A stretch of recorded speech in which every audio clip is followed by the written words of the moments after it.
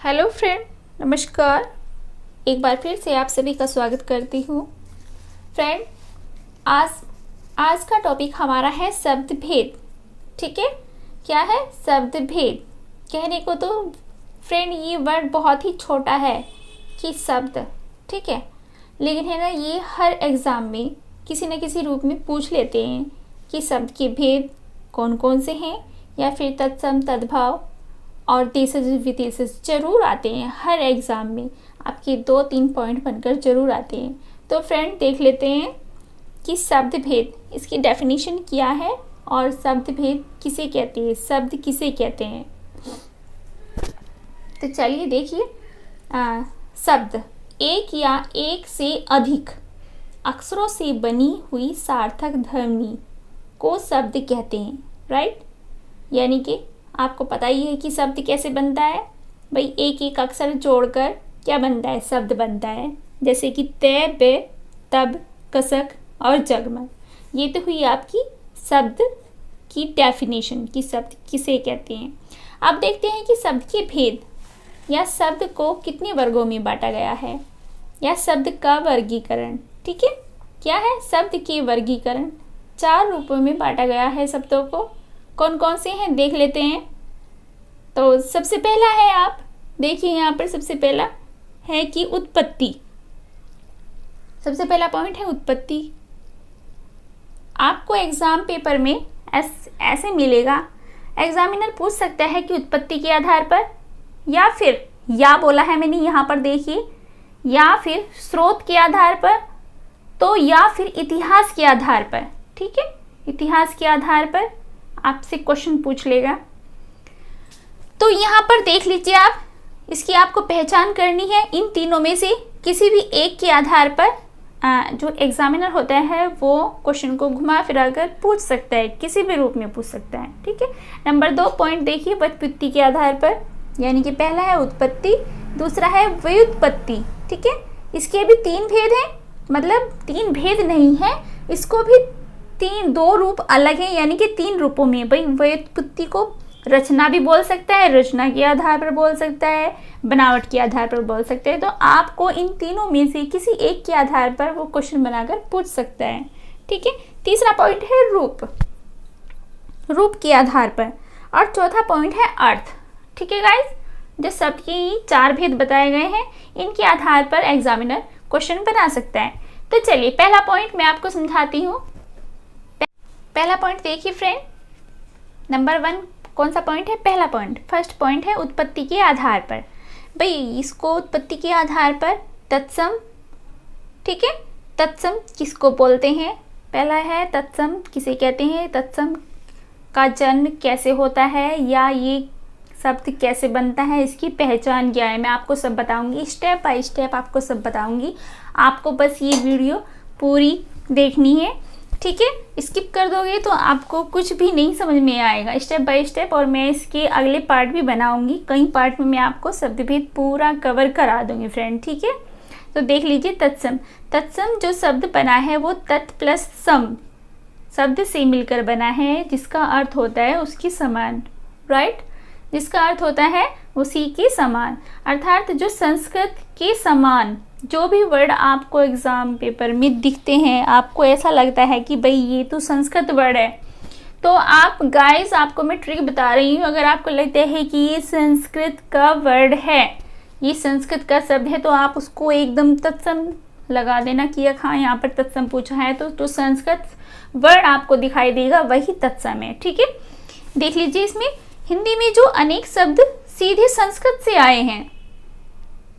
भाई, कुछ शब्द जो हिंदी में बोले जाते हैं वो सीधे ही संस्कृत से आए हैं, और उसी रूप में आज भी हम उन्हीं का प्रयोग कर रहे हैं। ठीक है, मतलब जिन शब्दों को हम ज्यों का त्यों, यहाँ पर देखिए इस पॉइंट पर, ज्यों का त्यों प्रयोग में लाते हैं, वो तत्सम शब्द कहलाते हैं। आया समझ में? ठीक है, इसके एग्जाम्पल देख लीजिए आप कुछ। देखिए, जो तत्सम के शब्द होते हैं, यानी कि संस्कृत के जो वर्ड हैं, अग्नि, वायु, माता, प्रकाश, और भी बहुत सारे वर्ड हैं। ठीक है गाइस, चलिए आगे देखते हैं, अगला पॉइंट देखते हैं। पॉइंट नंबर 2, तद्भव। तत्सम समझाया मैंने, यहाँ है नंबर 2 तद्भव। अब तद्भव शब्द जो बना है वो तत् प्लस भव, मतलब इस शब्द से मिलकर बना है तद्भव, ठीक है, जिसका अर्थ होता है उससे होना, है ना। अर्थात जो संस्कृत के जो शब्द थे हमारे पास, ठीक है, और जो वो परिवर्तित होकर या उनका रूप बदल गया है, तो उनसे जो शब्द बने उसको क्या कहते हैं, उसको तद्भव कहते हैं, ठीक है, वो शब्द तद्भव कहलाते हैं। और ये शब्द जो तद्भव बने हैं भाई पहले ही हमारे पास संस्कृत में थे, ठीक है, ये शब्द संस्कृत के शब्द थे जो कि प्राकृत भाषा में चेंज हुए, फिर प्राकृत से बाद में अपभ्रंश भाषा में चेंज हुए, और फिर पुरानी हिंदी में, मतलब इस दौर से गुजरने के बाद, उस सभी भाषाओं से गुजरने के बाद जो शब्द बने वही तद्भव कहलाए, मतलब उनका रूप थे। तो ये संस्कृत के ही वर्ड संस्कृत से प्राकृत में आए, फिर अपभ्रंश में आए, और फिर पुरानी हिंदी से, ठीक है, अब वर्तमान हिंदी में, मतलब ऐसे ही इनका पीरियड चलता रहा और इनकी थोड़ी सी भाषा चेंज होती चली गई, तो तभी ये फिर क्या कहलाई, ये तद्भव वर्ड बन गए, तद्भव बन गए सब, ठीक है। जैसे कि अभी मैं बता देती हूँ, जैसे कि एग्जाम्पल देख लीजिए, मैंने इनको तीनों को कवर करके बताया है यहाँ पर स्टेप बाय स्टेप। ये संस्कृत वर्ड है, ये प्राकृत भाषा की वर्ड है, और ये हिंदी भाषा के वर्ड हैं, ठीक है। अब जैसे कि यहाँ पर ये उज्ज्वल है, उज्ज्वल में गौर से देखिए आप, उज्ज्वल ये संस्कृत वर्ड है, ठीक है। तो फिर प्राकृत भाषा में उज्जवल हो गया, फिर धीरे धीरे जब ये आगे हिंदी भाषा में आया, हिंदी में परिवर्तित हुआ, तो ये उजला हो गया, ठीक है फ्रेंड। आगे देखिए, संध्या संस्कृत वर्ड है, संध्या है, संस्कृत से ही संध्या बना है, ठीक है। फिर ये प्राकृत भाषा में आया तो संध्या बन गया, क्या बन गया, संध्या, और फिर क्या बन गया हिंदी भाषा में, सांझ, राइट।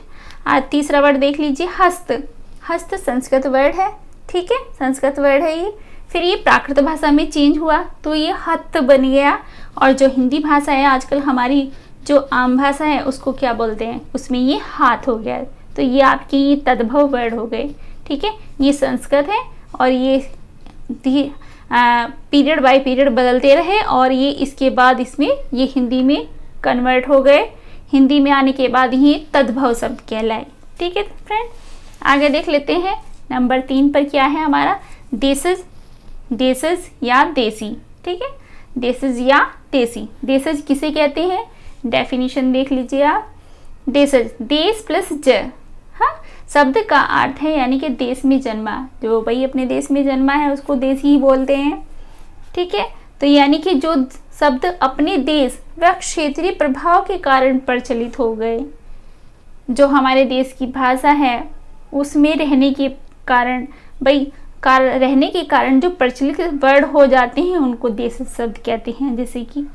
जैसे कि हम अपने, मतलब जैसे हम अपने क्षेत्र के हिसाब से थैला बोलेंगे, गड़बड़, पेट, लोटा आदि, ये शब्द क्या कहलाए, ये देशज शब्द कहलाए, अपने देश में इनको ये बोलते हैं, तो ये देशी शब्द देशज कहलाए।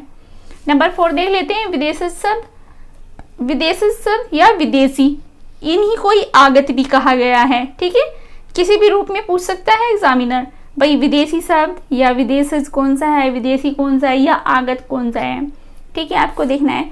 विदेश प्लस ज इस शब्द से मिलकर बना है ये विदेशज शब्द, तो इस शब्द का जो अर्थ है वो क्या है, विदेश में जन्मा, ठीक है, विदेश में जन्मा। और जो ये आगत शब्द है, आगत शब्द का अर्थ है भाई आया हुआ, आगत आया हुआ, ठीक है।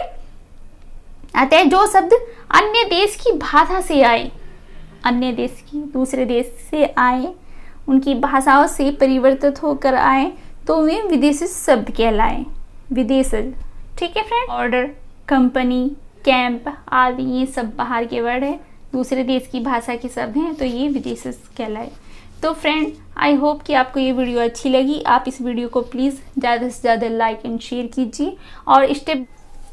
तो फ्रेंड, ये था मेरा तो फ्रेंड ये था आज का टॉपिक शब्द भेद से रिलेटेड, ठीक है, जो मैं आज के सेशन में लेकर आई हूँ। ये बहुत इंपॉर्टेंट टॉपिक है, इसमें से ज़रूर 1-2 पॉइंट ज़रूर बनकर आते हैं फ्रेंड। और इस वीडियो का ये फर्स्ट पार्ट था, मैं आगे जल्दी ही दूसरा पार्ट भी अपलोड करने वाली हूँ और उसमें मैं क्वेश्चंस, उसके बाद में फिर इसकी क्वेश्चंस की सीरीज़ लेकर आऊँगी जल्द ही, जो कि मोस्ट इम्पोर्टेंट होने वाली है। और आप इस वीडियो को ज़्यादा से ज़्यादा लाइक, शेयर एंड सब्सक्राइब कीजिए। Thank you.